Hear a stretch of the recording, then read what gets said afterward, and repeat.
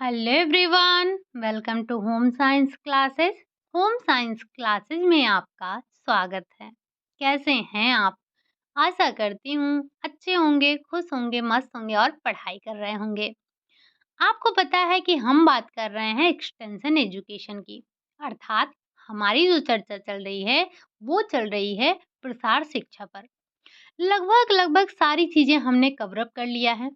बस कुछ क्वेश्चन आपके बाकी हैं, जैसे कि जो आपके कुछ इम्पोर्टेंट पीवाईक्यू थे और जो लास्ट टाइम आपका एग्ज़ाम हुआ था, यानी कि 2021 के जो पेपर थे, उसमें जो भी इम्पोर्टेंट क्वेश्चन हैं, हालाँकि इम्पोर्टेंट नहीं, जो भी 2021 के पेपर में एक्सटेंशन एजुकेशन से जितने भी क्वेश्चन आए थे, उन सबको हमें करना है। तो हम एक्सटेंशन एजुकेशन की 15 क्लास लेंगे, यानी कि आज आपकी 13 नंबर की क्लास है, 14 और 15।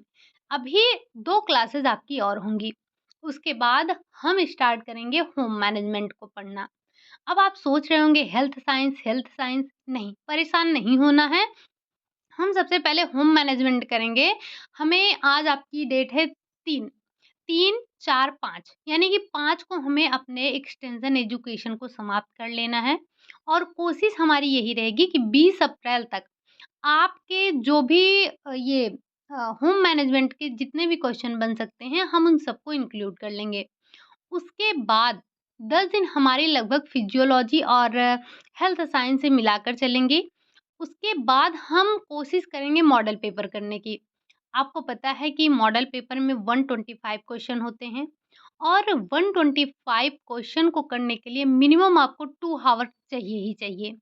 तो और 125 क्वेश्चन निकालने के लिए भी समय चाहिए, तो हमें थोड़ा-सा अपनी क्लासेस को कम करना पड़ेगा, तभी जाकर हम मॉडल पेपर को कर पाएँगे।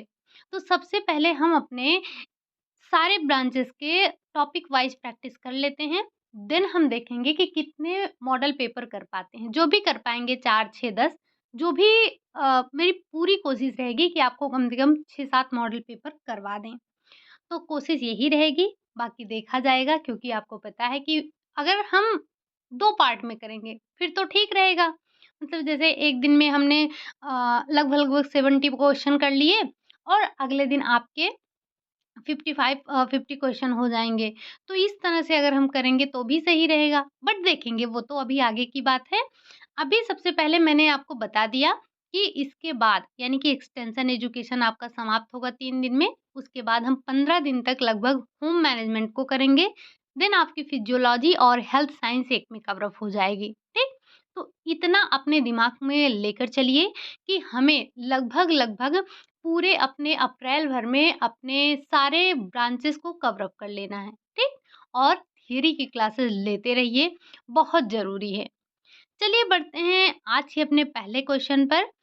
पेन नोटबुक लेकर ज़रूर बैठिएगा, काउंट करिएगा आपने कितने क्वेश्चन सही किए हैं। क्वेश्चन को आराम से पढ़िएगा, ध्यान से पढ़िएगा, ठीक? क्वेश्चन थोड़े लेंदी आपको मिल जाएँगे। पहला क्वेश्चन है आपका, क्वेश्चन आपके लेंदी थे इसलिए फ़ॉन्ट साइज़ को थोड़ा-सा छोटा करना पड़ा है, बट आई होप कि आपको चीज़ें दिख रही होंगी प्रॉपर। पहला क्वेश्चन है आपका, पारंपरिक रेडियो की अपेक्षा निम्न में से कौन-सा कारक सामुदायिक रेडियो को एक बेहतर विकल्प बनाता है? क्या वो नवीन तथा नवप्रवर्तक माध्यम है? स्थानीय भाषा तथा स्थानीय जनहित से जुड़े मुद्दों का प्रसारण है? या फिर गैर सरकारी सहायता संगठन तथा शैक्षिक संगठन की भागीदारी है? या फिर प्रसारण के दौरान उठाए गए मुद्दे हैं? तो आपको बताना है कि ये जो आपके पारंपरिक रेडियो की अपेक्षा हम कौन से कारक यानी कि सामुदायिक रेडियो को बेहतर बनाएँगे। तो जब भी हम ग्रामीणों की बात करते हैं, तो हमें एक चीज़ पता होता है ना क्या? कि स्थानीय भाषा और स्थानीय जनहित से जुड़े मुद्दों का प्रसारण, ये आपका क्या होता है? ये आपका बेहतर विकल्प होता है। ठीक? चलिए, अगला क्वेश्चन है, क्वेश्चन नंबर 2 है। कह रहा है, निम्न में से कौन-सा कथन गलत है? आपको एक कथन गलत है इसमें से, उसी के बारे में बताना है। सबसे पहला है कि भारत में टेलीविज़न की शुरुआत प्रयोगात्मक आधार पर की गई थी। दूसरा है प्रसारण पत्रकारिता, व्यावसायिकों की स्थानीय रेडियो स्टेशन में बहुत कम भूमिका होती है। अगला है आपका सामुदायिक रेडियो प्रसारण लोगों को उनकी प्रतिभा दिखाने का अवसर प्रदान करता है। और चौथा है आपका प्रसारण के बीच-बीच में चलने वाले जिंगल्स। जिंगल्स मतलब जैसे जो आपको 10-10 सेकंड के, 15-15 सेकंड के जो बीच-बीच में आपको दिखाए जाते हैं, एड्स जो दिखाए जाते हैं, उनकी बात हो रही है कि प्रसारण के बीच-बीच में चलने वाले जिंगल्स लोगों का ध्यान आकर्षित करते हैं। तो ये जो बीच-बीच में एड्स आपको दिखाए जाते हैं, ये आपका ध्यान आकर्षित करते हैं ना? बिल्कुल करते हैं। और आपको पता है कि जो ये आपका सामुदायिक रेडियो है, सामुदायिक रेडियो प्रसारण लोगों को उनकी प्रतिभा दिखाने का अवसर प्रदान करता है। लेकिन क्या ये जो तीसरा ऑप्शन कह रहा है, क्या कह रहा है कि प्रसारण पत्रकारिता व्यावसायिकों की स्थानीय रेडियो स्टेशन में बहुत कम भूमिका होती है? क्या कम भूमिका होती है? आप कहेंगे नहीं। ये जो प्रसारण पत्रकारिता है व्यावसायिकों की स्थानीय रेडियो स्टेशनों में महत्वपूर्ण भूमिका होती है या बहुत भूमिका होती है, ठीक? तो ये इसमें से हमें गलत कथन बताना था जो कि यही हमारा सेकंड वाला ऑप्शन जो है राइट हो जाएगा क्योंकि यही एक बात गलत कही गई है। और भारत में टेलीविज़न की शुरुआत जो हुई थी वो प्रयोगात्मक आधार पर ही की गई थी, ये बात भी बिल्कुल सही है। लेकिन हमें बताना क्या था? गलत कथन। बढ़ते हैं अगले क्वेश्चन नंबर 3 पर। ऐसे सफल लोगों की कहानी सुनाना जिन्होंने नई प्रौद्योगिकी का प्रयोग समाज तथा लोगों की भलाई के लिए किया। निम्न में से किसका भाग है? ये जो हम लोगों को कहानियाँ सुनाते हैं, सफल लोगों की कहानियाँ सुनाते हैं, जिन्होंने नई प्रौद्योगिकी का उपयोग कर समाज और लोगों की भलाई के लिए काम किया, ये किसका पार्ट है? क्या ये विकास संचार का पार्ट है? क्या ये विकास पत्रकारिता का भाग है? क्या ये विकास प्रौद्योगिकी का भाग है या फिर ये कौशलों का विकास है? तो ये जो कहानियाँ वगैरह सुनाई जाती हैं, ये क्या हैं? ये विकास पत्रकारिता का भाग होता है, ठीक? अगला क्वेश्चन है, क्वेश्चन नंबर 4 है। क्या कह रहा है? निम्न में से किसके लिए संचार के विभिन्न माध्यमों का प्रयोग किया जाता है? क्या लोगों की सामाजिक तथा आर्थिक दशा बदलने के लिए? क्या समाज की भलाई के लिए? क्या लोगों की जीवन शैली तथा जीवन स्तर में सुधार लाने के लिए या फिर इन सभी उद्देश्यों से? तो ये जो हम संचार माध्यमों का प्रयोग कर रहे हैं, क्यों कर रहे हैं? हमारा पर्पस क्या है? तो हमारा पर्पस ये है कि लोगों लोगों की सामाजिक और आर्थिक दशा में हम बदलाव लाएँ, समाज की भलाई करें, लोगों के जीवन शैली में, उनके जीवन स्तर में सुधार लाएँ। इन्हीं सब वजहों से तो हम संचार माध्यम का उपयोग कर रहे हैं। तो आपका उपरोक्त सभी यहाँ पर राइट आंसर हो जाएगा क्योंकि संचार के माध्यमों का प्रयोग इन सभी उद्देश्यों से हम कर रहे हैं। हमारा कोई एक उद्देश्य नहीं है, ये सारे उद्देश्य हैं। और अगर मेल मिलाकर पूरी बात कही जाए तो ग्रामीणों के उत्थान की बात की जाती है। उनके जीवन स्तर, उनके रहन-सहन के स्तर को ऊँचा उठाने की बात की जाती है। बढ़ते हैं अगले क्वेश्चन नंबर 5 पर। बताना है आपको SARI, SARI जिसे हम सारी भी बोल सकते हैं। परियोजना निम्न में से किस विधि का उदाहरण है? प्रिंट मीडिया का उदाहरण है, सूचना एवं संचार प्रौद्योगिकी का उदाहरण है, अभियान का उदाहरण है या फिर ये महिला सशक्तिकरण है। तो ध्यान रखिएगा ये जो SARI है आपका इसका नाम है सारी, ठीक? ये इस परियोजना में आपका सूचना और एवं संचार प्रौद्योगिकी की विधि का ये आपको एक उदाहरण देखने को मिलता है। आगे बढ़ते हैं अगले क्वेश्चन नंबर 6 पर। कह रहा है कुछ परिभाषाएँ हैं आपको ध्यान रख लेनी है क्योंकि ये आपकी जो एनसीईआरटी बुक है उसमें से ली गई हैं तो आपके लिए वैसे भी इम्पोर्टेंट हो ही जाता है। बात कर लेते हैं कि संचार 2 या 2 से अधिक व्यक्तियों के बीच तथ्यों, विचारों और भावनाओं का पारस्परिक आदान-प्रदान है। अब संचार तो यही है ना कि जब 2 या 2 से अधिक व्यक्ति अपने विचारों, तथ्यों, भावनाओं, अभिव्यक्तियों को आपस में आदान-प्रदान करते हैं, तो वो संचार कहलाता है। अब ये परिभाषा किसकी है, ये कथन किसका है? क्या ये ऑक्सफोर्ड डिक्शनरी का है, न्यूमैन योम समर का है, रॉबिन्सन का है या फिर क्लार्क का है? तो ये जो बात कही गई है बिल्कुल सही कही गई है, इसी को हम संचार कहते हैं। और ये बात कही है न्यूमैन और समर ने। किसने कही है? न्यूमैन और समर ने कही है। बढ़ते हैं अगले परिभाषा जो कि क्वेश्चन नंबर 7 है। कह रहा है किसी भी देश के लोगों को भौतिक, सामाजिक तथा राजनीतिक स्तर पर सकारात्मक बदलाव ही विकास है। अच्छा, आपने एक चीज़ पढ़ा था क्या? अधिगम। अधिगम क्या पढ़ा था आपने? यही पढ़ा था ना कि जो हमारे व्यवहार में परिवर्तन होता है वही हमारा अधिगम कहलाता है या सीखना कहलाता है। और 2-3 परिभाषाएँ हमने आपको बताई थी और जब भी हम आपको परिभाषा बता रहे थे, एक बात आपसे बार-बार कह रहे थे। याद है क्या आपको? उस परिभाषा में मैंने एक चीज़ जोड़ा था और आपसे बोला था कि परिभाषा तो इनकी यही है, बट आप थोड़ा-सा ध्यान रखेंगे, सकारात्मक परिवर्तन आना चाहिए, सकारात्मक बदलाव आना चाहिए। अगर आप गलत चीज़ें सीखते हैं, तो वो आपका अधिगम नहीं कहलाता है। अधिगम आपका वही कहलाता है जो कि आपका सकारात्मक परिवर्तन होता है। ठीक? ये तो हमने अधिगम की बात कर ली, लेकिन यहाँ जो आपसे बात किया जा रहा है वो संचार के बारे में हो रहा है। तो आपका एक परिभाषा है जो कि मतलब कहा गया है, कथन है कि किसी भी देश के लोगों को भौतिक, सामाजिक, राजनैतिक स्तर पर सकारात्मक बदलाव आपका विकास कहलाता है।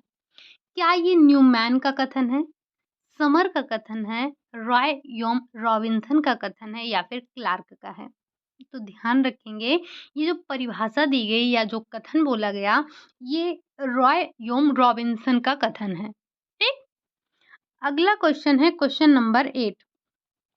विकास बदलाव की एक ऐसी प्रक्रिया है जो लोगों को इस योग्य बनाती है कि वो अपने भविष्य विधाता स्वयं बन सके तथा अपने संभावनाओं को पहचान सके।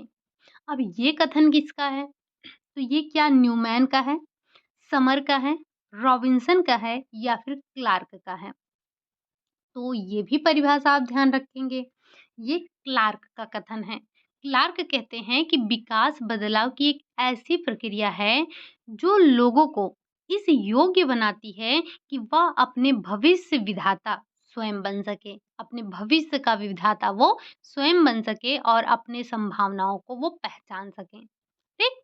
आई होप कि 3 परिभाषाएं हमने या 3 कथन हमने आपसे कहा, आपने उसे याद किया होगा। बढ़ते हैं अगले क्वेश्चन, क्वेश्चन नंबर 9 पर। पत्रकारिता है क्या है? क्या ये एक सामाजिक गतिविधि है? क्या ये एक राजनैतिक गतिविधि है? या फिर ये एक धार्मिक गतिविधि है? या फिर ये एक आर्थिक गतिविधि है? तो ध्यान रखेंगे, जो पत्रकारिता है एक सामाजिक गतिविधि है। क्या है? एक सामाजिक गतिविधि है। अगला क्वेश्चन है क्वेश्चन नंबर 10 है। ये जो आप पत्रकारिता पढ़ रहे हैं, पत्रकारिता के उद्देश्य क्या हैं? क्या जनता की इच्छाओं, विचारों को समझना और उन्हें व्यक्त करना है? या फिर जनता में वांछित भावना जागृत करना है? या फिर सार्वजनिक दोषों को नष्ट करना है? या सारे हैं? तो ध्यान रखेंगे कि जब हम पत्रकारिता की बात करते हैं तो पत्रकारिता के ये सारे उद्देश्य होते हैं। जनता की इच्छाओं, उनके विचारों और समझ, इन सबको व्यक्त करना, जनता में वांछित भावना जागृत करना, सार्वजनिक दोषों को नष्ट करना, ये सारे के सारे उद्देश्य किसके हैं? पत्रकारिता के। बढ़ते हैं अगले क्वेश्चन, क्वेश्चन नंबर 11 पर। नाम आपने जरूर सुना होगा, क्या? RRE। पता नहीं कल मैंने इसके बारे में आपको बताया था या नहीं, आई थिंक बताया था। कल हमने इससे रिलेटेड क्वेश्चन कर लिए थे। तो ये जो आपका RRE है, क्या है ये? क्या ये रेड रेल एक्सपेरिमेंट है? रेड रिबन एक्सपेरिमेंट है? रेड रिबन एक्सप्रेस है या फिर इनमें से कोई नहीं?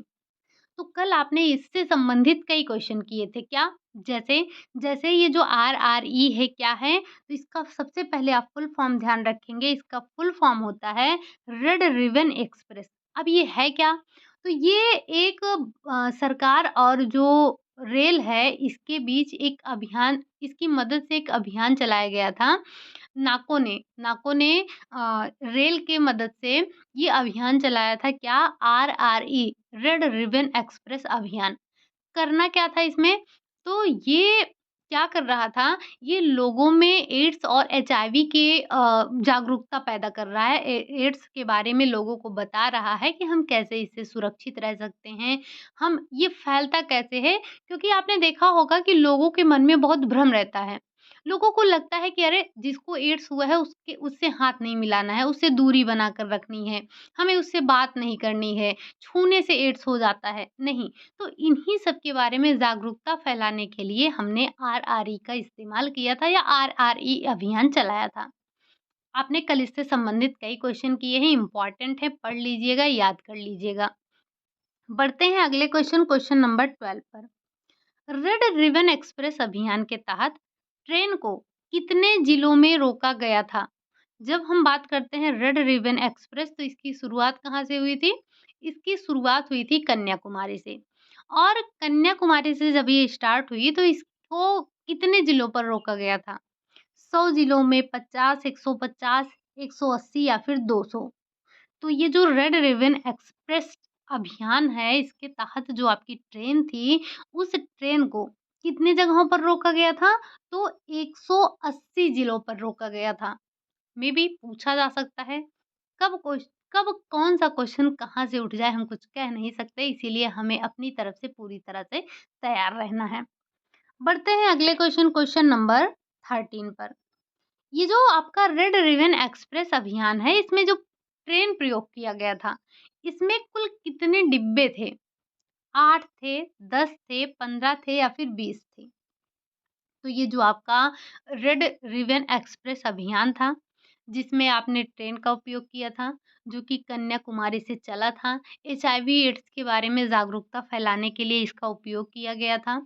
ये 180 जिलों में रुका था ये आपका ट्रेन। ये इसमें जो डिब्बों का प्रयोग किया गया था, 8 डिब्बे लगाए गए थे इसमें। कितने डिब्बे? 8 डिब्बे लगाए गए थे इसमें। बढ़ते हैं अगले क्वेश्चन, क्वेश्चन नंबर 14 पर। रेड रिबन एक्सप्रेस अभियान का मुख्य उद्देश्य क्या था? क्यों चलाया गया था इसको? क्या लोगों में एड्स के प्रति जागरूकता उत्पन्न करना, रोगी के साथ होने वाले भेदभाव को कम करना, बीमारी के निवारण की जानकारी देना या फिर उपरोक्त सभी? तो अभी हमने आपको इन सभी के बारे में बताया कि जो हमारा रेड रिबन एक्सप्रेस अभियान था उसका मुख्य उद्देश्य यही था कि लोगों को एड्स के प्रति जागरूकता उत्पन्न की जाए, लोगों को बताया जाए, उनको बताया जाए कि किसी को छूने से ये रोग नहीं होता है। और रोगी के साथ होने वाले भेदभाव, आपने देखा होगा कि अगर किसी को एड्स हो जाता है तो लोग उसके पास जाना नहीं चाहते हैं, उससे बात नहीं करना चाहते हैं, उसको छूना नहीं चाहते हैं। तो हमें यही तो लोगों को बताना था कि ये छूने से, किसी से बात करने से ये नहीं होता है। इसके बारे में लोगों को जागरूकता देना था। इस बीमारी से निवारण कैसे कर सकते हैं हम, इन सब के बारे में जानकारी देना था। ठीक? बढ़ते हैं अगले क्वेश्चन, क्वेश्चन नंबर 15 पर। क्या कह रहा है? क्वेश्चन नंबर 15 कह रहा है, भारत ने अपने पहले यानी कि अपने शिक्षा उपग्रह एडुसैट जिसका नाम था, कब प्रक्षेपण किया था? एडुसैट का नाम मैंने आपको पहले भी बताया था कि ये भारत का पहला उपग्रह था, जिसका नाम क्या था? तो एडुसैट था। ये एक शिक्षा उपग्रह था, ठीक? इसका प्रक्षेपण कब हुआ? क्या 1995 में हुआ, सन 2000 में हुआ, 2002 में हुआ या फिर 2004 में हुआ था? तो इसका जो प्रक्षेपण हुआ 2004 में हुआ। थोड़ा-सा हमें ग्रह उपग्रह इनके बारे में भी पढ़ लेना चाहिए। बढ़ते हैं अगले क्वेश्चन, क्वेश्चन नंबर 16। सारी, नाम आपने सुना है SARI। परियोजना की शुरुआत कहाँ की गई? उत्तर प्रदेश, कर्नाटक, केरल, तमिलनाडु। तो जो इस परियोजना की शुरुआत की गई थी, वो आपके की गई थी तमिलनाडु में। ठीक? चलिए, अगला क्वेश्चन है क्वेश्चन नंबर 17। नाम है सारी, जिसका फुल फॉर्म है या SARI का फुल फॉर्म क्या है? Sustainable action in rural India, sustainable access in rural area India, suitable access in rural India, या इनमें से कोई नहीं। तो जो सारी का फुल फॉर्म है वो आपका क्या है? सारी का फुल फॉर्म आपके हो जाता है sustainable access in rural India. ठीक? नाम थोड़ा सा आप ध्यान रखेंगे। बढ़ते हैं अगले क्वेश्चन, क्वेश्चन नंबर 18 पर। क्या कह रहा है? क्वेश्चन नंबर 18 कह रहा है, निम्नलिखित में से कौन सा एक विस्तार कार्यकर्ता के रूप में गृह विज्ञान शिक्षिका का गुण नहीं है?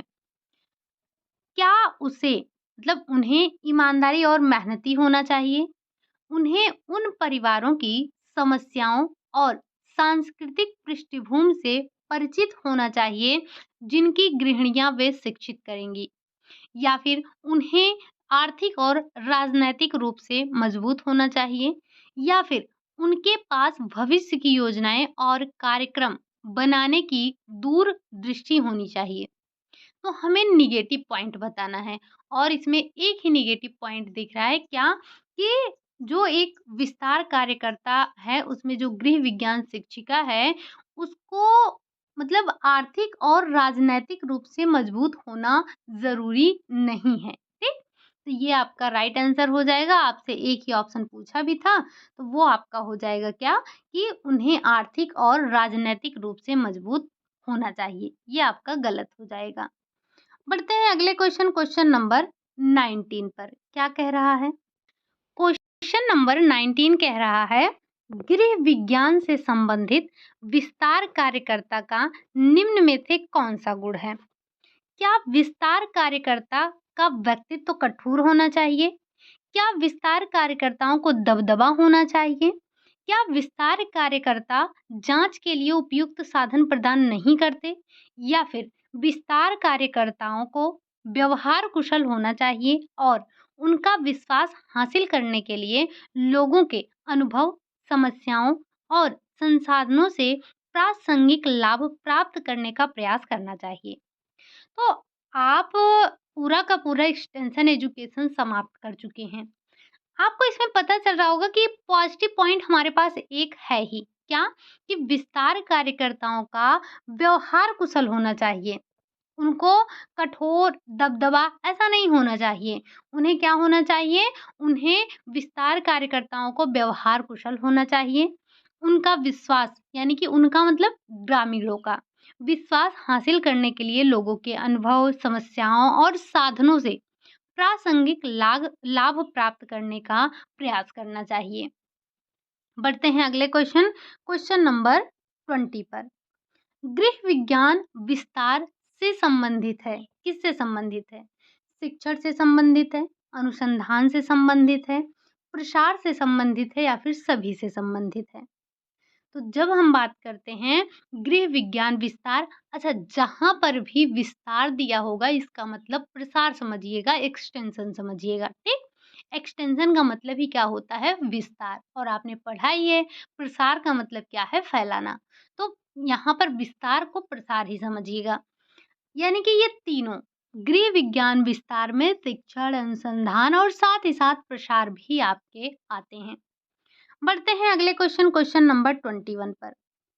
वैसे बड़ा बेसिक सा क्वेश्चन है बट मैंने रख लिया है कि गृह विज्ञान में इस विशेषज्ञता के मुख्य रूप से कितने घटक हैं? कितने घटक हैं? यानी कि आपसे इसकी मेन ब्रांच पूछी जा रही है।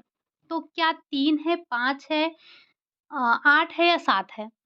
तो आप भले ही 7 पढ़ते हैं, हम या कहीं और भी आप देखेंगे बुक वगैरह में आपको हेल्थ साइंस का पोर्शन मिल जाता है।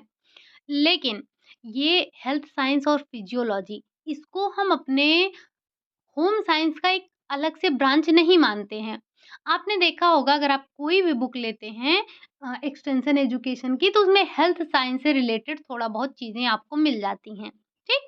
आप देखेंगे स्वास्थ्य समुदाय और ये छोटी-छोटी बीमारियाँ यानी कि जो जल जनित रोग हैं या जो आपके वायु जनित रोग हैं, इनके बारे में आपको एक्सटेंशन एजुकेशन में और कुछ चीज़ें आपको न्यूट्रिशन साइंस में देखने को मिल जाती हैं। तो हम अलग से हेल्थ साइंस पढ़ लेते हैं, फिजियोलॉजी हम अलग से पढ़ लेते हैं, लेकिन जो हमारा गृह विज्ञान है, उसकी मेन जो 5 शाखाएँ हैं, कौन-कौन सी हैं? सबसे पहले बात कर लेते हैं एक्सटेंशन एजुकेशन की ही, होम मैनेजमेंट के साथ-साथ चाइल्ड डेवलपमेंट के साथ-साथ टेक्सटाइल और साथ ही साथ आपका एक क्या छूट रहा है? Nutrition science. यही 5 हमारे मुख्य शाखाएँ हैं गृह विज्ञान की। अब ये मत कह देना कि हम 7 पढ़ते हैं, आपको हमेशा 5 ही याद रखना है और ये कई बार पूछा गया है। हमारे गृह विज्ञान के मुख्य शाखाओं में शामिल नहीं है या मुख्य शाखाओं में कौन-कौन शामिल है, मुख्य शाखाएँ कितनी हैं, ये सारे क्वेश्चन बन चुके हैं अभी तक। बढ़ते हैं अगले क्वेश्चन नंबर 22 पर। गृह विज्ञान एक क्षेत्र है, कैसा क्षेत्र है? एकल क्षेत्र है, पृथक क्षेत्र है, अंतःविषयक क्षेत्र है या फिर उपरोक्त सभी? तो क्या गृह विज्ञान आपका एकल क्षेत्र के अंतर्गत आएगा? नहीं, पृथक कोई बात ही नहीं होगी।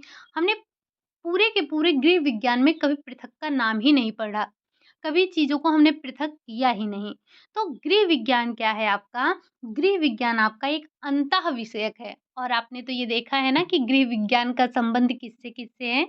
हम देखते हैं समाजशास्त्र से है, हम देखते हैं इसका गणित से भी संबंध है, हम देखते हैं इसका समाजशास्त्र से भी संबंध है। साथ ही साथ आपको हर एक विषय से मतलब हर एक विषय इसमें टच करता है। आपने जीव विज्ञान भी इसी में पढ़ रखा है, आपने रसायन विज्ञान भी इसी से संबंधित है, भौतिक विज्ञान को भी ये थोड़ा बहुत टच करता है। तो मतलब हर एक विषय को ये अपने में समाहित करता है। जो व्यक्ति क्या पढ़ता है, मान लेते हैं कि कोई अगर हिंदी पढ़ रहा है, तो वो किसी और विषय को नहीं पढ़ता है। जैसे उसको भौतिक विज्ञान नहीं पढ़ना है, उसको रसायन के बारे में कुछ नहीं पढ़ना, उसके मानव के बारे में नहीं पढ़ना है। या जो लोग जीव विज्ञान पढ़ते हैं, क्या वो कभी गणित लगाने जाते हैं? नहीं लगाने जाते हैं। समाज के बारे में पढ़ते हैं? नहीं पढ़ते हैं। परिवार के बारे में पढ़ते हैं? नहीं पढ़ते हैं। लेकिन हमारा विषय ही बहुत व्यापक है। आपने पढ़ा है ना कि जो हमारा गृह विज्ञान है एक व्यापक विषय है। ये इसका दायरा बहुत बड़ा है। हम सोच भी नहीं सकते हैं कि इसका दायरा कितना बड़ा है। आप नाम लेते हैं भौतिक विज्ञान, रसायन विज्ञान, जीव विज्ञान, वनस्पति विज्ञान, साथ ही साथ ये आपके गणित से भी संबंधित है। तो ये हर एक सब्जेक्ट को टच करता है, ठीक? तो ये आपका एक अंतः विषयक क्षेत्र है। गृह विज्ञान एक अंतः विषयक क्षेत्र है। बढ़ते हैं अगले क्वेश्चन नंबर 23 पर। गृह विज्ञान शिक्षा का दर्शन है क्या? घर और नौकरी, माता-पिता और शिक्षक, परिवार और मित्र, घर और परिवार। तो गृह विज्ञान दर्शन क्या है? घर और परिवार, ठीक? अगला क्वेश्चन है क्वेश्चन नंबर 24। कह रहा है निम्नलिखित में से कौन-सा गृह विज्ञान में विशेषज्ञता का क्षेत्र नहीं है? कहने का मतलब हम गृह विज्ञान में इनमें से कौन-सा सब्जेक्ट नहीं पढ़ते हैं? आंतरिक सज्जा नहीं पढ़ते हैं, परिधान डिज़ाइनिंग नहीं पढ़ते हैं, खाद्य विज्ञान नहीं पढ़ते हैं या फिर नर्सिंग नहीं पढ़ते हैं। तो अगर हम मेन ब्रांचेस की बात करेंगे, तो हम नर्सिंग को नहीं पढ़ते हैं, लेकिन आप बहुत अच्छे से जानते हैं कि हम इसको कहीं न कहीं हेल्थ साइंस में पढ़ते ज़रूर हैं। लेकिन ये हमारे गृह विज्ञान विशेषज्ञता के क्षेत्र के अंतर्गत नहीं आता है। इनमें से आपका एक यही नर्सिंग ही है जो कि अलग है। बाकी आप आंतरिक सज्जा पढ़ते हैं, आप परिधान डिज़ाइनिंग पढ़ते हैं, आप खाद्य विज्ञान भी पढ़ते हैं। ठीक? चलिए, अगला क्वेश्चन है क्वेश्चन नंबर 25। निम्नलिखित में से गृह विज्ञान का क्षेत्र नहीं है। शिक्षा नहीं है, खाद्य विज्ञान नहीं है, परिधान नहीं है या फिर भौतिक विज्ञान नहीं है। तो अब हम क्या शिक्षा यानी कि हम प्रसार शिक्षा पढ़ते हैं, खाद्य विज्ञान भी पढ़ते हैं, हम परिधान भी पढ़ते हैं, हम भौतिक विज्ञान नहीं पढ़ते हैं। ठीक? तो ये क्या है? तो गृह विज्ञान का क्षेत्र आपका भौतिक विज्ञान नहीं है। 5 ब्रांचेस को हमेशा ध्यान में रखिएगा बस। तो इस तरह के बनने वाले क्वेश्चन आपके गलत नहीं होंगे। पूछा जाता है कि एक गृह विज्ञान पढ़ने वाला किस क्षेत्र में नहीं जा सकता है? भूगोलवेत्ता नहीं बन सकता है, गणितज्ञ नहीं बन सकता है और ऐसे करके आपसे क्वेश्चन पूछा जाता है। ठीक? चलिए, अगला क्वेश्चन है क्वेश्चन नंबर 26। गृह विज्ञान का क्षेत्र है भौतिक विज्ञान है, रसायन विज्ञान है, मानव विकास है या फिर उपरोक्त सभी। मानव विकास यानी कि वही चाइल्ड डेवलपमेंट की बात की जा रही है। तो जब हम बात करते हैं गृह विज्ञान के क्षेत्र की तो यहाँ पर आपका एक ही दिया गया है क्या? Human development. अर्थात हम यहाँ पर मानव विकास पढ़ते हैं, भौतिक विज्ञान, रसायन विज्ञान नहीं। हाँ, लेकिन जो हम पढ़ते हैं उसमें ये भौतिक और रसायन हमारे आ जाते हैं। ठीक? तो हमारा क्या है? हमारा यहाँ पर गृह विज्ञान का जो क्षेत्र है वो मानव विकास है। बढ़ते हैं अगले क्वेश्चन, क्वेश्चन नंबर 27। फ़ॉन्ट आपका थोड़ा-सा छोटा है। कोशिश यही रहती है कि आप चीज़ों को पूरा देख सकें एक साथ। अभी थोड़ा-सा अगर फ़ॉन्ट आपका बड़ा होता, तो ऑप्शन आपके ऊपर-नीचे हो जाते हैं। तो ऐसे में देखना थोड़ा-सा हमें समझ में कम आता है। इसीलिए फ़ॉन्ट को थोड़ा-सा छोटा किया गया है। ध्यान से पढ़िएगा, चीज़ों को समझ में आएँगी चीज़ें। ठीक? कहा जा रहा है, क्या कह रहा है? गृह विज्ञान विस्तार की क्या भूमिका है? गृह विज्ञान प्रसार की। क्या यह ग्रामीण परिवारों को सूचना और प्रौद्योगिकी को निरंतर आपूर्ति के लिए सहायक की भूमिका निभाता है? या फिर ग्रामीण परिवारों के जीवन के गुणवत्ता को बनाए रखने के लिए यह इस दिशा में एक महत्वपूर्ण भूमिका निभाता है? या फिर यह खाद्य और पोषण, मानव विकास, वस्त्र और कपड़ा एवं संसाधन प्रबंधन जैसे अन्य क्षेत्रों के ज्ञान पर आधारित है या उपरोक्त सभी। तो आप अगर देखेंगे तो ये सारी बातें सही हैं। इन सभी में जो है गृह विज्ञान प्रसार की भूमिका होती है। अब चाहे वो ग्रामीण परिवारों को सूचना और प्रौद्योगिकी को निरंतर आपूर्ति के लिए सहायक की भूमिका निभा रहा हो या फिर ग्रामीण परिवारों के जीवन के गुणवत्ता को बनाए रखने के लिए इस दिशा में एक महत्वपूर्ण भूमिका निभा रहा हो या फिर आप ये जानते हैं कि यहाँ पर सारे ब्रांच ही लिख दिए गए हैं, खाद्य एवं पोषण, मानव विकास, वस्त्र एवं कपड़ा, संसाधन प्रबंधन और अन्य क्षेत्रों में ज्ञान पर आधारित है। तो ये ज्ञान का आधार है, यानी कि उपरोक्त सारी बातें इसके बारे में सही कही गई हैं। बढ़ते हैं अगले क्वेश्चन, क्वेश्चन नंबर 28। गृहिणी का मुख्य कार्य क्या है? एक गृहिणी का मुख्य कार्य क्या है? खाना बनाना। मतलब जो लोग होम साइंस पढ़ते हैं, वो तो समझते हैं कि हम क्या पढ़ते हैं। जो नहीं पढ़ते हैं, मैं ये नहीं कह रही हूँ कि गाँव के लोगों की बात छोड़ दीजिए, जो अच्छे-अच्छे पढ़े-लिखे लोग हैं, जो कि आपके मतलब प्रोफ़ेसर तक होंगे। आप अगर वो मैथ या बायोलॉजी या फिर आप बात कर लीजिए मतलब अदर सब्जेक्ट के टीचर हैं, फिर भी होम साइंस को लेकर उनकी अवधारणा इतनी गलत है, उनको यही लगता है कि होम साइंस सिर्फ़ खाना बनाने का विषय है। यानी कि गृह विज्ञान में हम सिर्फ खाना बनाना पड़ते हैं।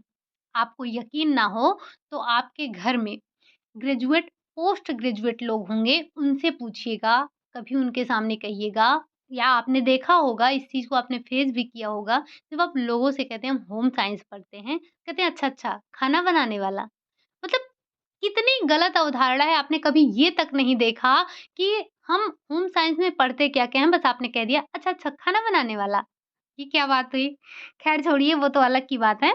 गृहिणी का मुख्य कार्य क्या है?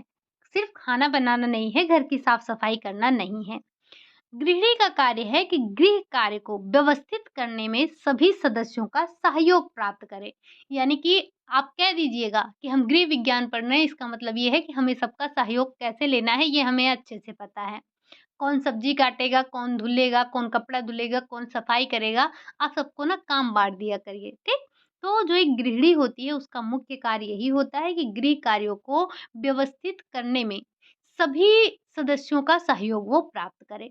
अकेले अगर वो कोई कार्य कर रही है और आपको पता है कि हर घर का एक ऐसा टाइम पीरियड होता है, किसी के यहाँ सुबह तो किसी के यहाँ दोपहर, आप बट आपने मैक्सिमम टाइम देखा होगा जो सुबह का टाइम होता है गृहिणी के लिए, वही पीक लोड होता है, ठीक?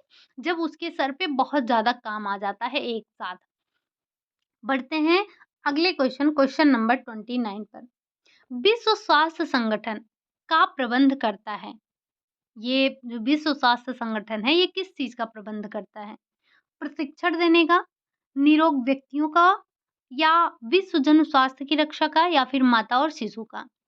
कल भी हमने आपसे कहा था कि आपसे क्वेश्चन पूछा जाता है, विश्व स्वास्थ्य संगठन का संबंध है, डब्ल्यूएचओ का संबंध है, यूनिसेफ का संबंध है, डब्ल्यूटीओ का संबंध है, सीएसी का संबंध है, फाओ का संबंध है, किससे है? तो आपको बताना है कि जब हम बात करते हैं विश्व स्वास्थ्य संगठन की, तो विश्व स्वास्थ्य संगठन विश्व जन स्वास्थ्य की रक्षा का प्रबंध करता है, ठीक? क्या करता है? विश्व जन स्वास्थ्य की रक्षा का प्रबंध करता है। अगला क्वेश्चन है, क्वेश्चन नंबर 30 है। स्वस्थ रहने के लिए व्यायाम आवश्यक है, क्योंकि यह शरीर को बनाता है। आलसी और निष्क्रिय बनाएगा, आलसी व स्वस्थ बनाएगा, निष्क्रिय स्वस्थ बनाएगा, या फिर क्रियाशील व स्वस्थ बनाएगा। व्यायाम करने से क्या होता है? सबको, मतलब हर एक व्यक्ति को, वो किसी भी एज ग्रुप का हो, हर एक व्यक्ति को अपने लिए कम से कम मिनिमम 30 मिनट का टाइम देना चाहिए, कम से कम। उसे व्यायाम, प्राणायाम, योगा ये सब करने के लिए। कितना भी कम समय है, बट आपको मिनिमम 30 मिनट देना चाहिए पर डे, ठीक? तभी हमारा स्वास्थ्य ठीक रह पाएगा, अदरवाइज़ परेशान रहेंगे। तो स्वस्थ रहने के लिए व्यायाम आवश्यक है, क्योंकि यह हमारे शरीर को क्रियाशील और स्वस्थ बनाता है ना? चलिए, अगला क्वेश्चन है, क्वेश्चन नंबर 31। भारतीय परिवार नियोजन संगठन का गठन कब हुआ? 1950, 1992, 1951, या फिर 1961? तो जब हम बात करते हैं किसके, भारतीय परिवार नियोजन संगठन की, तो इसकी स्थापना 51 में हुई थी, ठीक? चलिए, अगला क्वेश्चन है, क्वेश्चन नंबर 32। राष्ट्रीय परिवार कल्याण केंद्र पर निम्नलिखित में से कौन सा कार्य होता है? प्रसव के समय महिलाओं की देखभाल, माता व शिशुओं की देखभाल, परिवार नियोजन, उपरोक्त सभी। तो इस चीज को थोड़ा सा ध्यान रखेंगे, ये सारे कार्य होते हैं। अगला क्वेश्चन है आपका, क्वेश्चन नंबर 33। कह रहा है, निम्नलिखित में से कौन सा प्रसार विशेषज्ञ के अंतर्गत शामिल है? क्या वो कृषि मंत्री है? क्या प्रखंड स्तर पर सहायक विकास अधिकारी है? प्रखंड समिति है, या फिर कृषि कार्यकर्ता है? तो यहाँ बात हो रही है प्रसार विशेषज्ञ के अंतर्गत कौन शामिल है, तो वो आपका प्रखंड स्तर पर सहायक विकास अधिकारी है। अच्छा, प्रखंड को हम और क्या बोलते हैं? ये प्रखंड नाम आपने कई बार सुना होगा, जरा एक बार बताना कि प्रखंड को और किस नाम से जानते हैं। बढ़ते हैं अगले क्वेश्चन, क्वेश्चन नंबर 34 पर। ग्रामीणों के मनोरंजन और शिक्षा का अच्छा स्रोत है क्या? नाटक है, जादू का खेल है, लोक माध्यम है, या फिर कठपुतली का खेल है? वैसे ये सारे, मतलब जादू को छोड़ दिया जाए तो जादू में ज़्यादा इंटरेस्ट बच्चे ही लेते हैं, बट फिर भी अगर हम बात करें ग्रामीणों के मनोरंजन और शिक्षा की, तो ये सारे आ जाते हैं। लेकिन अब यहाँ पर उपरोक्त सभी का तो है नहीं, तो आपको एक चुनना है, तो इसमें आप चुनेंगे कठपुतली का खेल। ये ग्रामीणों को सबसे ज़्यादा प्रभावित करते हैं, और ये मनोरंजन के लिए भी और शिक्षा के लिए भी हम इनका इस्तेमाल कर सकते हैं। लोग इससे सीखते हैं, शिक्षा लेते हैं। बढ़ते हैं अगले क्वेश्चन, क्वेश्चन नंबर 35। प्रसार शिक्षा का सिद्धांत निम्न में से है क्या? क्या ग्रामीणों को शहर की ओर भेजना? क्या कुप्रथाओं में परिवर्तन की आशा विकृत, सांस्कृतिक विकास, या फिर ग्रामीण समुदाय का सर्वांगीण विकास? जब हम बात करते हैं प्रसार शिक्षा के सिद्धांत की, तो ये हमेशा पलायन को रोकता है।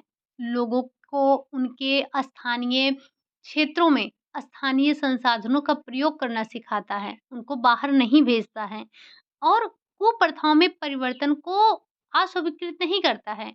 ये जो कुप्रथाएँ हैं उनको हटाने का कार्य करता है। कैसे हटाता है? जैसे नुक्कड़ नाटक कर दिया या कठपुतली के खेल के द्वारा प्रदर्शन कर दिया, कोई नाटक कर दिया, रंगमंच हो गया, इन सब के माध्यम से कुप्रथाओं को हटाने का कार्य करता है।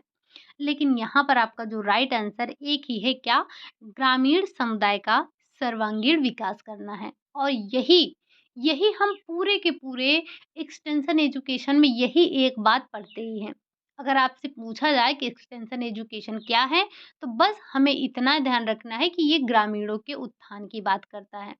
अब इसके उत्थान के लिए हमें क्या-क्या करना चाहिए, हमने क्या-क्या योजनाएँ चलाईं, कौन-कौन कार्य में भागीदारी ले सकता है, किस तरह से हम लोगों में ज्ञान बढ़ा सकते हैं, उनके कौशल, उनके मनोवृत्ति में परिवर्तन ला सकते हैं, कौन-कौन सी संस्थाएँ सरकारी, गैर सरकारी संस्थाएँ कार्य कर रही हैं इसके लिए, कौन सी राष्ट्रीय संस्था कार्य कर रही है इसके लिए, कौन सी अंतर्राष्ट्रीय संस्था इसके लिए कार्य कर रही है, कौन से संगठन इसके लिए बनाए गए हैं, ये सारी बातें आप इसी में तो पढ़ते हैं।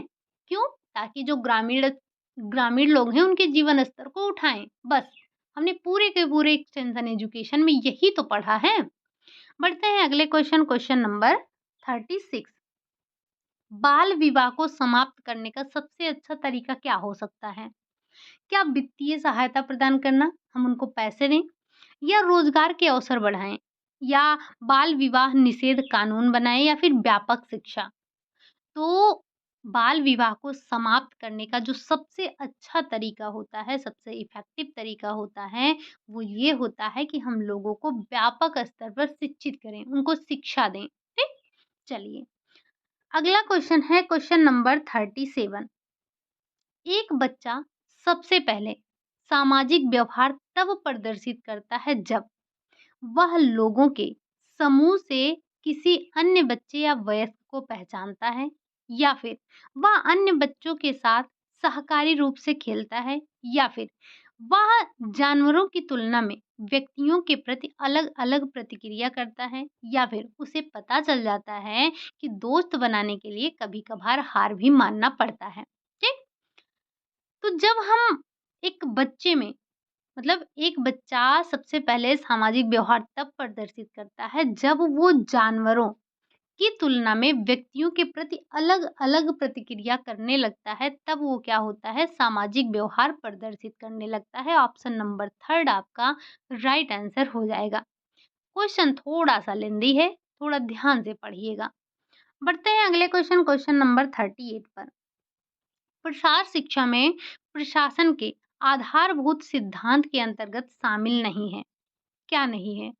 संप्रेषण का सिद्धांत, प्रभुत्व का सिद्धांत, स्तर उत्क्रम का सिद्धांत, स्थिरता का सिद्धांत। तो इसमें आपका ये जो लास्ट वाला दिया गया है, स्थिरता का सिद्धांत नहीं शामिल है, बाकी तीनों शामिल हैं। बढ़ते हैं अगले क्वेश्चन, क्वेश्चन नंबर 39 पर। क्या कह रहा है 39 नंबर का क्वेश्चन? प्रसार कार्य को प्रभावी और वास्तविक बनाने के लिए करना चाहिए। क्या करना चाहिए? क्या अच्छी तरह से व्यवस्था करनी चाहिए? सरकार से सहयोग प्राप्त करना चाहिए? पर्याप्त फंड जुटाना चाहिए, या फिर ग्राम स्तर से शुरू करना चाहिए? तो देखिए, जब बात करते हैं प्रसार कार्य को प्रभावी और वास्तविक बनाने के लिए, तो आपको इसकी शुरुआत जो करनी होगी वो ग्राम स्तर से करनी चाहिए। ठीक? अच्छी व्यवस्था या सरकारी सहयोग की बात नहीं हो रही है, फंड वगैरह की बात नहीं हो रही है। अगर प्रसार कार्य को प्रभावी और वास्तविक बनाना है, तो इसको ग्रामीण स्तर से या ग्राम स्तर से शुरू करना चाहिए। बढ़ते हैं अगले क्वेश्चन, क्वेश्चन नंबर 40 पर। गृह विज्ञान में प्रसार शिक्षा दोनों को जोड़ती है। किसको-किसको? क्या मूल्य और कौशल को जोड़ती है? क्या ज्ञान और अनुप्रयोग तकनीकी को जोड़ती है? औपचारिक तथा अनौपचारिक क्षेत्र को जोड़ती है, या फिर वयस्क और अनौपचारिक साक्षरता को जोड़ती है? तो जब हम बात करते हैं गृह विज्ञान में प्रसार शिक्षा वयस्क और अनौपचारिक साक्षरता दोनों को जोड़ने का कार्य करती है। बढ़ते हैं अगले क्वेश्चन, क्वेश्चन नंबर 41 पर कह रहा है, निम्नलिखित में से कौन सा सिद्धांत गृह विज्ञान प्रसार पर जोर देता है? क्या यह जटिल से सरल की ओर जोर देता है, अमूर्त से मूर्त की ओर करता है, या पूर्ण से अंश की ओर जाता है या फिर करके सीखना। तो आपका जो सिद्धांत है, प्रसार सिद्धांत, ये आपका करके सीखना। और ये करके सीखने का सिद्धांत आपसे ना जाने कितनी बार कितने एग्ज़ामों में पूछा जा चुका है। ये बार-बार आपसे पूछा जाता है, तो एक बार ज़रा जो सिद्धांत हैं उनको पढ़ लीजिएगा। बढ़ते हैं अगले क्वेश्चन नंबर 42 पर। कह रहा है, निम्नलिखित में से कौन गाँव की समस्याओं और गतिविधियों के बारे में प्रत्यक्ष रूप से जानकारी प्रदान करता है? क्या जन दृष्टिकोण, समूह दृष्टिकोण, सार्वजनिक दृष्टिकोण या फिर व्यक्तिगत दृष्टिकोण? तो जब हम बात करते हैं कि गाँव की समस्याओं और गतिविधियों के बारे में प्रत्यक्ष रूप से जानकारी का, तो ये व्यक्तिगत दृष्टिकोण करता है, ठीक? व्यक्तिगत दृष्टिकोण जो है ये गाँव की समस्याओं और गतिविधियों के बारे में प्रत्यक्ष रूप से जानकारी प्रदान करने का कार्य करता है। बढ़ते हैं अगले क्वेश्चन नंबर 43 पर। ट्राइसेम योजना का लक्ष्य समूह है, कौन है? ज़रा आप सबसे पहले ट्राइसेम का फुल फॉर्म बता दीजिएगा हमें, आपने डिस्कस किया था 2-4 दिन पहले। जब हम बात करते हैं ट्राइसेम योजना की, तो क्या ये शहरी महिलाओं के लिए है, शहरी पुरुषों के लिए है, शहरी युवा के लिए है या फिर ग्रामीण युवा के लिए है? तो ये ट्राइसेम योजना का लक्ष्य समूह है, ये आपका ग्रामीण युवा वर्ग है, ठीक? अगला क्वेश्चन है क्वेश्चन नंबर 44। निम्नलिखित में से एकीकृत बाल विकास योजना के घटकों में शामिल नहीं है। क्या ये स्वास्थ्य सेवाएं नहीं शामिल हैं? प्रारंभिक बाल्यावस्था की देखभाल, शिक्षा और विकास शामिल नहीं है। शिक्षक शिक्षा नहीं शामिल है या फिर देखभाल और पोषण परामर्श नहीं शामिल है। तो जब हम बात करते हैं एकीकृत बाल विकास योजना की, तो इसके घटकों में स्वास्थ्य सेवाएं शामिल हैं, प्रारंभिक बाल्यावस्था की देखभाल, शिक्षा और विकास शामिल है। देखभाल और पोषण परामर्श भी शामिल है, लेकिन शिक्षक शिक्षा इसमें शामिल नहीं है। बढ़ते हैं अगले क्वेश्चन नंबर 45 और आज का आपका लास्ट क्वेश्चन है। कल मैं क्वेश्चनों की संख्या थोड़ा बढ़ा दूँगी, यानी कि 50 हम कर लेंगे, बहुत ज़्यादा तो नहीं बट 50 क्वेश्चन कर लेंगे, ताकि कल और परसों में मिलाकर लगभग-लगभग हमारे 100 क्वेश्चन तो हो ही जाएँ। निम्न में से कौन-सा सिद्धांत या प्रतिपादित करता है कि विकास जीवन पर्यंत चलने वाली प्रक्रिया है जिसका अंत नहीं है? आपने विकास के कई सिद्धांत पढ़े थे। उसी में से आपको बताना है कि कौन-सा ऐसा सिद्धांत ये कह रहा है कि विकास जो है ये जीवन पर्यंत चलने वाला है, अर्थात ये निरंतर चलने वाली प्रक्रिया है, इसका अंत नहीं होता है। क्या ये एकीकरण का सिद्धांत है? क्या ये अंतःक्रियात्मकता का सिद्धांत है, समरूपता का सिद्धांत है या फिर निरंतरता का सिद्धांत है? तो जो निरंतर चलने वाली प्रक्रिया है, ये निरंतरता का सिद्धांत है। ठीक? ये थे आपके आज के पूरे 45 क्वेश्चन और ये जो क्वेश्चन लिए गए थे, ये आपके अलग-अलग एग्ज़ामों से भी लिए गए थे और ज़्यादातर आपके क्वेश्चन जो थे, वो आपके जो एनसीईआरटी बुक है, वहाँ से लिए गए थे। जो एनसीईआरटी बेस्ड बुक है, उसमें काफ़ी क्वेश्चन दिए गए हैं और क्वेश्चन अच्छे हैं। तो एक बार चीज़ों को पढ़ लीजिएगा, याद रख लीजिएगा। चीज़ें अगर एक बार में ना समझ में आए, तो एक बार फिर से उनको देखिएगा। रिवीज़न ज़रूर करिए, थियरी की क्लासेस का भी, प्रैक्टिस सेट का भी। जितनी बार आप प्रैक्टिस सेट लगाएँगे, उतना ही आपका कॉन्सेप्ट क्लियर होगा। ठीक? चलिए फिर आज के लिए यही इतना रखते हैं। क्लास आपको कैसी लगी? अगर अच्छी लगी हो तो लाइक करिएगा, चैनल पर पहली बार आए हैं तो सब्सक्राइब करिएगा। साथ ही साथ हमने आज शायद आपसे ज़्यादा क्वेश्चन नहीं फिर भी 2-4 क्वेश्चन पूछा है तो उसका फुल फॉर्म या जो भी क्वेश्चन पूछा गया उसको जवाब ज़रूर दीजिएगा। साथ ही साथ आप में से जो लोग भी पीडीएफ के लिए बोल रहे हैं वो टेलीग्राम जॉइन कर लीजिएगा, लिंक वहाँ पर आपको मिल जाएगा तो आप वहाँ से देख सकते हैं पीडीएफ कैसे और कहाँ मिलेगा, ठीक? बाकी अगर आप टेलीग्राम जॉइन करना चाहते हैं, हर शाम 5 पीएम पर आपकी प्रैक्टिस होती है। क्विज़ के थ्रू आप प्रैक्टिस करते हैं जिसमें आपके 5 क्वेश्चन और इस समय मैंने कभी-कभी 10 क्वेश्चन भी स्टार्ट कर रही हूँ अब। तो कल भी मैंने आई थिंक 5 क्वेश्चन ही दिया था बट इससे पहले मैंने आपको 10 क्वेश्चन दिया था। कोशिश करेंगे कि आपके 10 क्वेश्चनों अब जो क्वेश्चन के नंबर हैं वो थोड़े से बढ़ जाएँ, लगभग-लगभग 10 क्वेश्चन आप 1 दिन में करने लगें, ठीक? तो 10 वहाँ से हो जाएगा, 40 यहाँ से हो जाएगा आपका 1 दिन में मिनिमम आपके 50 क्वेश्चन तैयार हो जाएँगे। तो अगर आप टेलीग्राम जॉइन करना चाहते हैं, तो लिंक आपको डिस्क्रिप्शन में मिल जाएगा। समय ज़्यादा नहीं लगता है, अगर 10 क्वेश्चन हैं, तो 5 मिनट का आपको समय लगेगा। आप जाकर फटाफट क्विज़ लगा सकते हैं।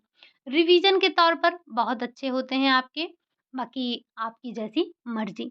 मिलते हैं आपसे नेक्स्ट क्लास में, तब तक के लिए खुश रहिए, मस्त रहिए, रिवीजन ज़रूर करिए, प्रैक्टिस ज़रूर लगाइए। जितना ज़्यादा से ज़्यादा हो सके रिवीजन करिए, क्योंकि रिवीजन के अलावा और कोई चारा नहीं है आपके पास। ठीक? चलिए, मिलते हैं आपसे नेक्स्ट क्लास में, तब तक के लिए बाय बाय, टेक केयर।